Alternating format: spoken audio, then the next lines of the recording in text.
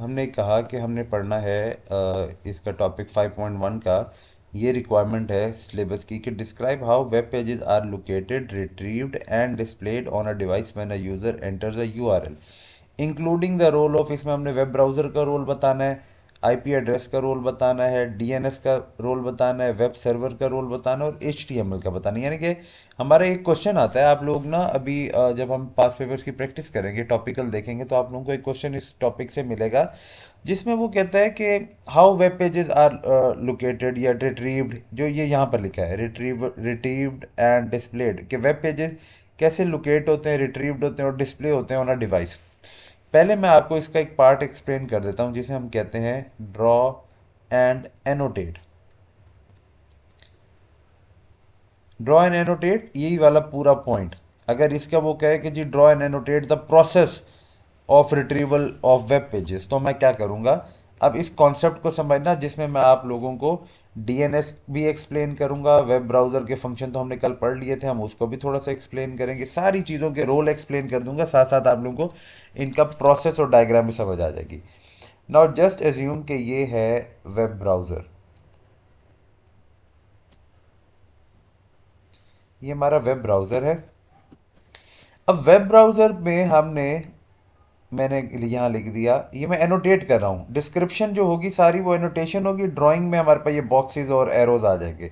User enters the URL of a website. अब URL का मैंने आप लोगों को कल बताया था कि यूआरएल जो होता है यूनिफॉर्म रिसोर्स लोकेटर, ये टेक्स्ट एड्रेस होता है किसी वेबसाइट का। ठीक हो गया।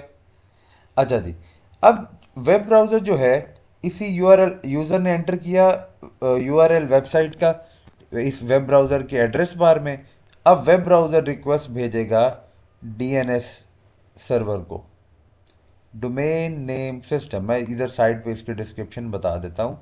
जो डीएनएस है, इसका काम ये है कि it contains the text address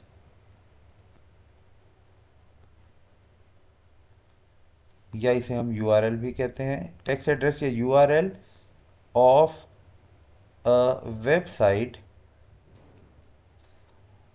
along with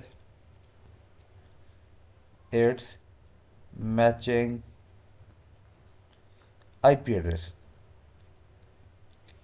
अब कल मैंने आप लोगों को एक चीज़ हमने कल डिस्कस की थी कि आईपी एड्रेस जब भी एक वेबसाइट होती है, जैसे फॉर एग्जांपल ये हमने एक वेबसाइट की एग्जांपल ले ली www.google.com।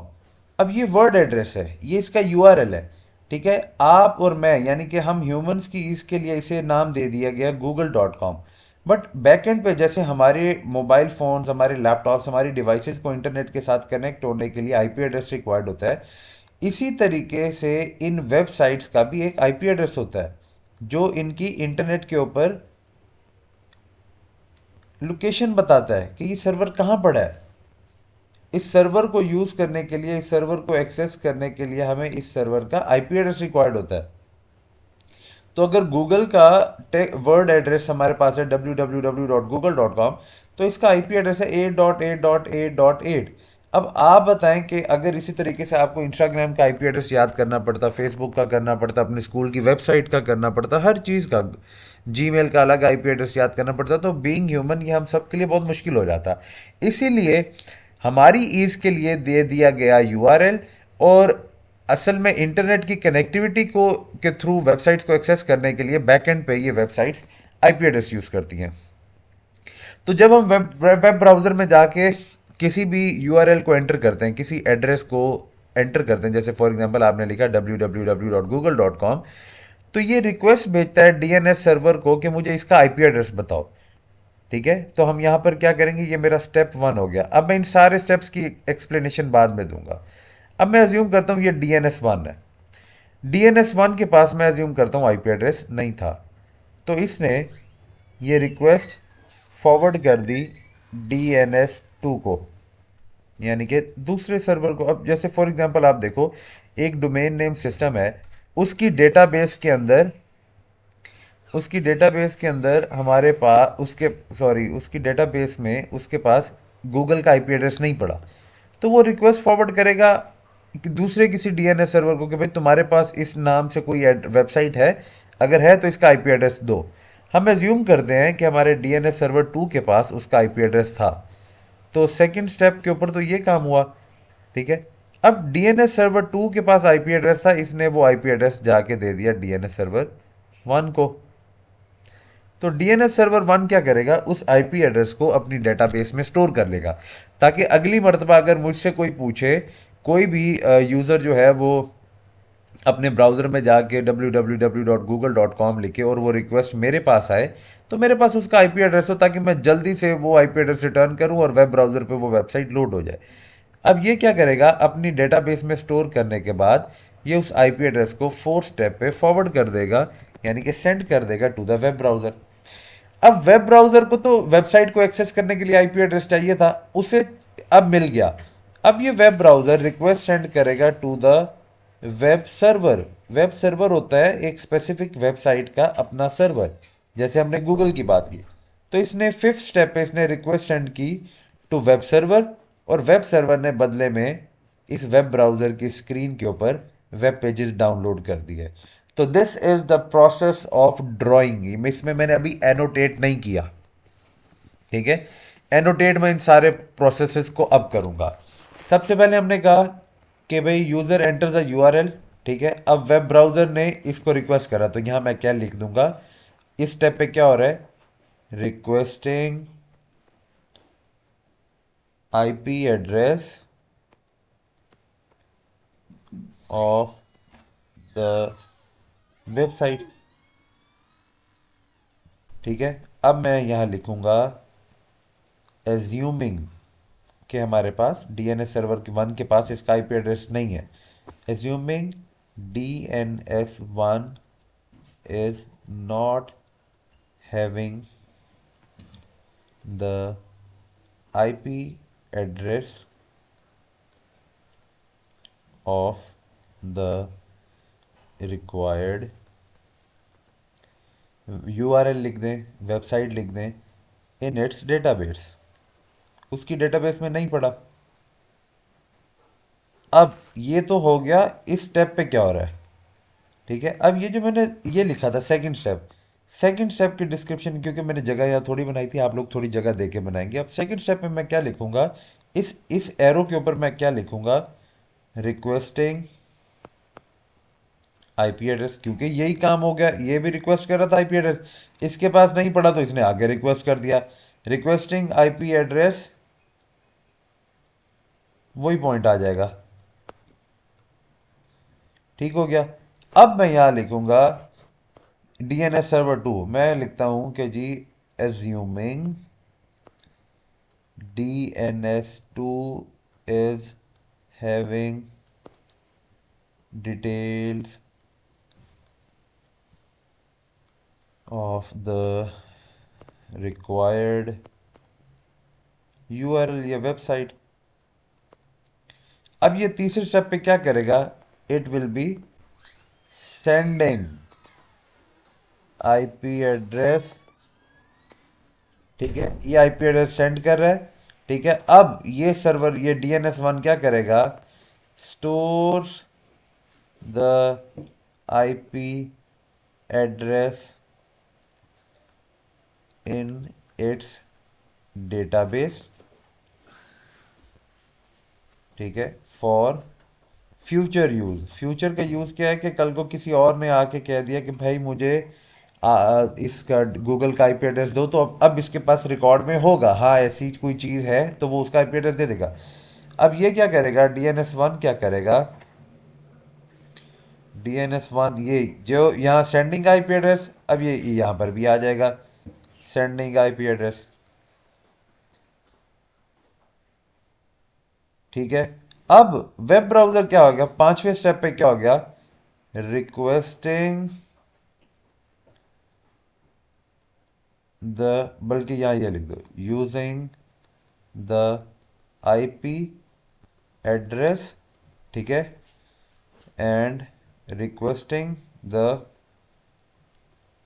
वेब सर्वर जिसको रिक्वेस्ट भेज रहा है, ठीक है, टू एक्सेस वेब पेजेस।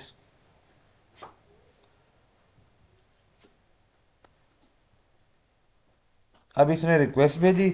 अब वेब सर्वर वापसी पे क्या करेगा, ठीक है, हम लिखेंगे download, downloading the web pages by rendering HTML। Rendering HTML का मतलब है बाय ट्रांसलेटिंग HTML।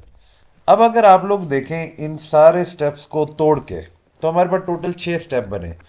हमारे पास की कंपोनेंट्स क्या थे, वेब ब्राउजर का होना, वेब ब्राउजर रिक्वेस्ट भेजता है DNS1 को कि आईपी एड्रेस दो, उसके पास नहीं है वो रिक्वेस्ट को फॉरवर्ड कर देता है DNS2 को कि आईपी एड्रेस दो, DNS2 के पास हम एज्यूम करते हैं वो रिटर्न करेगा DNS1 को, DNS1 जो है वो अपनी डेटाबेस में स्टोर करेगा और फिर उस आईपी एड्रेस को वेब ब्राउजर को देगा। वेब ब्राउजर उसी आईपी एड्रेस को यूज करके उस स्पेसिफिक वेब सर्वर, यानी कि ये वेब सर्वर किसका है, ये गूगल का है, क्योंकि हम गूगल की रिक्वेस्ट कर रहे थे ना कि गूगल ओपन कर रहा है, तो गूगल की वेब सर्वर को रिक्वेस्ट करेगा कि भाई मुझे तुम्हारी एक्सेस चाहिए।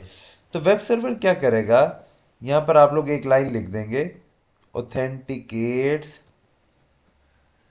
The user. अगर ऑथेंटिकेट्स का क्या मतलब है, ऑथेंटिकेट का मतलब ये है कि जस्ट इन केस अगर ये यूजर जो है वो एक लेजिट यूजर नहीं है, एक फेक ट्रैफिक आ रही है या कोई अटैक हो रहा है सर्वर पे, तो उसे वहीं स्टॉप कर देगा, ठीक है। अगर वो मेलिशियस ट्रैफिक नहीं है तो फौरन उसे ऑथेंटिकेट करेगा और इन रिटर्न डाउनलोड कर देगा उसके वेब वेब पेजेस को बाय रेंडरिंग HTML। किसके ऊपर, वेब ब्राउजर के ऊपर वेब पेजेस डिस्प्ले हो जाएंगे। अब अगर आप लोग सिलेबस की रिक्वायरमेंट के अकॉर्डिंगली देखें तो इसके अंदर हमारे पास जो रिक्वायरमेंट थी उसने लिखा था role of web browser. Web browser का क्या रोल था, वेब ब्राउजर रिक्वेस्ट फॉरवर्ड करता है टू द DNS सर्वर के आईपी एड्रेस दो, फिर उसी आईपी एड्रेस को एक बार जब उसे मिल जाता है तो उस आईपी एड्रेस को यूज करके वेब सर्वर को रिक्वेस्ट करता है to access the web pages. इसमें आईपी एड्रेस का क्या रोल था कि आईपी एड्रेस से ही वेबसाइट खुल सकती है, क्योंकि बैकएंड पे आईपी एड्रेसेस ही सबके लिए चल रहे हैं, वर्ड एड्रेस की कोई वैल्यू नहीं है, वर्ड एड्रेस सिर्फ ह्यूमंस के लिए है। इसमें डीएनएस सर्वर का क्या काम था कि वो हर यूआरएल का, हर वर्ड एड्रेस का या टेक्स्ट एड्रेस का आईपी एड्रेस अपने डेटाबेस में स्टोर करता है जहां से हमें वो मिला। वेब सर्वर का इसमें क्या रोल है कि वेब सर्वर को एक जब रिक्वेस्ट आएगी तो वो उस रिक्वेस्ट को ऑथेंटिकेट करेगा और बदले में वेब पेजेस को लोड कर देगा। HTML का रोल था बाय रेंडरिंग HTML। HTML जो हाइपर टेक्स्ट मार्कअप लैंग्वेज है जिसके अंदर वेबसाइट्स क्रिएट की जाती हैं। तो ये एक लैंग्वेज होगी जिसमें वेबसाइट्स क्रिएट होती हैं। अच्छा जी, now explain what is meant by cookies and how they are used including session cookie and persistent cookie। बेटा सबसे पहले तो मैं आपको simple what is meant by cookies बता लूं। इसमें इसने लिखा हुआ है cookies are used for function including, ये कुकीज के फंक्शन उसने बता दिए, ठीक है। हम पहले देख लें what is meant by cookies, ठीक है। ये हमारे पास स्मॉल डेटा पैकेट्स होते हैं, ठीक है, स्मॉल डेटा फाइल लिख दें, file installed on users computer that tracks users interest, ठीक है। ये एक स्मॉल डाटा फाइल है, ठीक है, जो कि टेक्स्ट फाइल भी कहीं पर कहा जाता है, कहीं पर किसी तरीके से लिखा हुआ है। तो स्मॉल हमारे विषय में हमारा मकसद बस यही है कि ये एक स्मॉल फाइल है, डाटा फाइल है, जो कि इंस्टॉल हो जाती है यूज़र के कंप्यूटर पे और इसका पर्पज़ होता है कि यूज़र के इंटरेस्ट को ट्रैक करती है। अब यूज़र के इंटरेस्ट में क्या क्या चीज़ें आ जाती हैं, आपकी बाइंग हैबिट हो सकती है, ठीक है, ये आपके लॉगिन इन्फॉर्मेशन को स्टोर करती है। जैसे फॉर एग्जांपल मेरा आईडी पासवर्ड है ईमेल्स का, मैं कहता हूँ मुझे बार बार जब भी मैं किसी वेबसाइट पे जाऊँ तो मैं आईडी और पासवर्ड एंटर ना करूँ तो वो ऑटो फिल कर देगा। तो ये चीज़ें कौन याद रखता है, ये कुकीज़ याद रखती हैं। सेम वे अगर आप यूट्यूब के ऊपर किसी एक चीज़ को सर्च करते हैं, फॉर एग्जांपल एक स्पेसिफिक सिंगर के गाने आप लोगों को बहुत पसंद है, जैसे हम कल वेब ब्राउज़र के अंदर भी ये एग्जांपल देख रहे थे, तो आप जब जब यूट्यूब में लैंड करोगे आपको उसी सिंगर के पहले गाने वो सजेशंस में दिखाएगा। जैसे जिस तरह का कंटेंट आप लोग रील्स में देखते हैं तो वैसा कंटेंट वो आपको बार बार बार बार आपकी फीड में दिखाता रहता है, ताकि आपका इंटरेस्ट और डेवलप हो। ठीक है। अगर आप पाक व्हील्स की वेबसाइट यूज़ करते हैं, उनकी ऐप यूज़ करते हैं और आपने वहाँ अकाउंट क्रिएट किया हुआ है, तो आप लोग वहाँ जाके अगर लिखते हैं कि होंडा सिविक, एक बार आपने लिख के सर्च किया, तो नेक्स्ट टाइम आपकी फीड में पहले वो आपको होंडा सिविक के एड्स दिखाएगा, ताकि आपका इंटरेस्ट और डेवलप हो और आप उस प्रोडक्ट को परचेज करने के बारे में थोड़े सीरियस हो। अब ये चीज़ तो हो गई हमारे पास कुकी क्या है। उसके बाद including session cookie, how they are used की हम बात करते हैं। सेशन कुकी और परसिस्टेंट कुकी में क्या फ़र्क है बेटा? सेशन कुकी जो होती है वो टेम्परेरी कुकी होती है, ठीक है, टेम्परेरी कुकी है। और ये हमारे पास परसिस्टेंट जो है परमानेंट है। परमानेंट, टेम्परेरी और परमानेंट कुकी में हमारे पास ये फ़र्क है कि टेम्परेरी कुकी तब तक काम करती है जब तक सेशन चल रहा है। अब फॉर एग्जाम्पल मैं आप लोगों को एक छोटी सी एग्जांपल देता हूँ, आप लोगों को पूरा प्रोसेस समझ आ जाएगा। अगर मैंने दराज पे अकाउंट नहीं बनाया हुआ, मैं ब्राउज़र में जाता हूँ, लिखता हूँ www.daraz.com और वहाँ जाके मैं कोई एक प्रोडक्ट पसंद करता हूँ और उस प्रोडक्ट को जाके अपने शॉपिंग कार्ट में, अपने वर्चुअल बास्केट में ऐड कर देता हूँ। अभी मेरा अकाउंट क्रिएट नहीं हुआ, ठीक है, मैं सिर्फ ऐसे ही अपनी शॉपिंग के लिए प्रोडक्ट को ऐड किया जा रहा हूँ कार्ट में। जैसे ही मैं उस सेशन को क्लोज करूंगा, यानी कि फॉर एग्जांपल आधे घंटे बाद मैंने सोचा बस खत्म करो, फिर कभी बैठ के देखूंगा कि क्या चीज़ खरीदनी और क्या नहीं खरीदनी, मैंने उसे क्लोज कर दिया। नेक्स्ट टाइम मैं दोबारा जब दराज.com पे जाऊंगा तो मेरा वो पिछला जो उसके अंदर स्टोर्ड प्रोडक्ट था वर्चुअल बास्केट के अंदर, वो उड़ जाएगा, वो अब उसके अंदर नहीं रहेगा। ठीक है, क्यों? क्योंकि session cookie holds your data या tracks your interest until the session is expired. Once the session is expired ये आपकी किसी इंफॉर्मेशन को नहीं जानता। वेयर एज जो परसिस्टेंट कुकीज है वो आपका सेशन क्लोज होने के बाद भी आपकी इंफॉर्मेशन को स्टोर रखती है। अगर आपने कोई प्रोडक्ट, जैसे अब आप लोग दराज की ही हम एग्जांपल ले लेते हैं, मोस्टली हम सब ऑलमोस्ट अब यूज़र है दराज के, हम कुछ ना कुछ ऑनलाइन वहाँ से बाई कर रहे हैं, तो हमने जो जो प्रोडक्ट कभी हमें कोई पसंद आता है, हम बट अभी परचेज करने का मूड नहीं होता, तो हम उसे कार्ट में ऐड कर लेते हैं कि इन फ्यूचर पसंद करके दिल किया तो ले लूंगा। तो अगर आपने दराज पे यूजर ने अपना अकाउंट क्रिएट किया हुआ, यूजर अकाउंट क्रिएट किया, उन्होंने आपको आईडी और पासवर्ड दिया हुआ है, आप दोबारा लॉग इन कर दो, वो आपसे आईडी पासवर्ड नहीं मांगता क्योंकि वो कुकीज यूज कर रहा है। सेकंड थिंग इज कि आप जब उधर जाते हो, आप अपने कार्ट में जाओ ना, तो आपके कार्ट में आपके पुराने ऐड किए गए प्रोडक्ट्स आपको शो होंगे, और वो प्रोडक्ट वहां पर तब तक रहेंगे जब तक उनकी कोई एक्सपायरी लिमिट नहीं हो जाती। एक्सपायरी लिमिट का मतलब ये है कि जब तक वो प्रोडक्ट जो है, फॉर एग्जाम्पल दराज ने अगर लिमिट सेट किया है कि एक प्रोडक्ट अगर यूजर कार्ट में ऐड करता है तो ये 3 महीने बाद मैं ऑटो रिमूव कर दूंगा, वो तब तक नहीं होगा। सेशन कुकी में तो ये है कि अभी आधा घंटा पहले था, आधे घंटे के बाद मैंने दोबारा सेशन ओपन किया तो गायब हो गया। ठीक है, इसी तरीके से अगर आप लोगों को वो सेशन और परसिस्टेंट के फर्क की बात करता है, तो हमने कह दिया कि टेम्परेरी है, परमानेंट है। ये तब तक डाटा होल्ड करता है जब तक सेशन एक्सपायर नहीं होता, ये हर वक्त होल्ड करता है। अब ये किस किस्म का डाटा, उसमें आप प्रोडक्ट्स कह सकते हैं। हमारे वर्चुअल बास्केट में, ये वर्चुअल बास्केट में प्रोडक्ट को परमानेंटली ऐड करता है, तब तक प्रोडक्ट पड़े रहते हैं जब तक एक सर्टेन टाइम तक वो एक्सपायर नहीं हो जाते। ठीक है, उसके बाद cookies are used for functions. कौन कौन से फंक्शन? अब ये जब कुकीज कह रहा है तो इट मींस वो जेनेरिक टर्म ले रहा है, वो ना परसिस्टेंट की बात कर रहा है ना सेशन की बात कर रहा है, वो कलेक्टिव में आप दोनों के पॉइंट्स बता सकते हैं।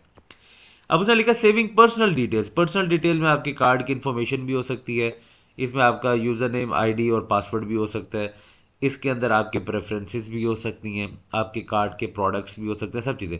ट्रैकिंग यूजर प्रेफरेंसेस, ठीक है, ये holding item in an online shopping cart हमने अभी डिस्कस किया था। स्टोरिंग लॉगिन डिटेल्स, तो ये सारे काम हैं जो कि हमारा कुकीज़ करते हैं। टेम्परेरी और परमानेंट के फ़र्क को आप लोगों ने बस इसी तरीके से समझ लेना है कि सेशन कुकी टेम्परेरी है, परसिस्टेंट कुकी परमानेंट है। टेम्परेरी कुकी के अंदर डाटा तब तक स्टोर रहता है जब तक सेशन एक्सपायर नहीं होता, ठीक है, और परमानेंट कुकी के अंदर हमारा डाटा तब तक स्टोर रहता है इवन आफ्टर, जब हमारा सेशन एक्सपायर हो जाए।